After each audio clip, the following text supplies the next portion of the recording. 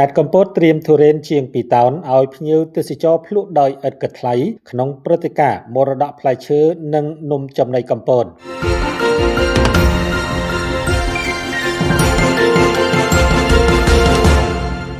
រដ្ឋបាលខេត្តកំពតត្រៀមទុរេនទុំដ៏ល្បីល្បាញជាង2តោនសម្រាប់ជូនភ្ញៀវទេសចរជាតិនិងអន្តរជាតិព្រមទាំងប្រជាពលរដ្ឋភ្លក់ដោយឥតគិតថ្លៃក្នុងព្រឹត្តិការណ៍មរតកផ្លែឈើនិងនំចំណីកំពតក្រោមប្រធានបទរសជាតិទុរេនកំពតនិងកិត្យានុភាពទេសចររដូវកាលបៃតងដែលនឹងប្រព្រឹត្តទៅនៅថ្ងៃទី1ខែមិថុនាឆ្នាំ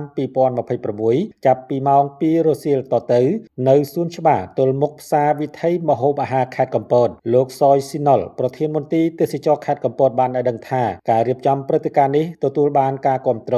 និងជំរុញពីក្រសួងទេសចរព្រមទាំងការគាំទ្រយកចិត្តទុកដាក់និងចង់អល់បង្ហាញពីឯកឧត្តមម៉ៅថននិនអភិបាលខេត្តកំពតក្នុងគោលបំណងលើកកម្ពស់វិស័យទេសចរកសិកម្មនិងផ្សព្វផ្សាយអត្តសញ្ញាណផលិតផលក្នុងស្រុកឲ្យកាន់តែទូលំទូលាយក្រៅពីការភ្លក់ទុរេនកំពតជាង2តោនភ្ញៀវដែលចូលរួមក៏អាចទស្សនានិងទិញផលិតផលកសិផលផ្លែឈើតាមរដូវនំចំណីប្រពៃណីនិងផលិតផលសហគមន៍ជាច្រើនប្រភេទដែលជាមរតកវប្បធម៌និងសេដ្ឋកិច្ចដ៏មានតម្លៃរបស់ប្រជាពលរដ្ឋក្នុងខេត្តកំពតផងដែរលោកប្រធានមន្ត្រីបានបញ្ជាក់ថាព្រឹត្តិការណ៍នេះគឺជាផ្នែកមួយនៃយុទ្ធនាការជំរុញទេសចររដូវកាលបៃតងដែលក្រសួងទេសចរនិងរដ្ឋបាលខេត្តកំពតកំពុងផ្ដោតសំខាន់និងដើម្បីទាក់ទាញភ្ញៀវទេសចរមកកម្សាន្តក្នុងអំឡុងរដូវវស្សាជាមួយគ្នានេះខេត្តកំពតមានសក្តានុពលទេសចរធម្មជាតិដ៏សម្បូរបែបដោយរដូវវស្សាធ្វើឲ្យទេសភាពភ្នំ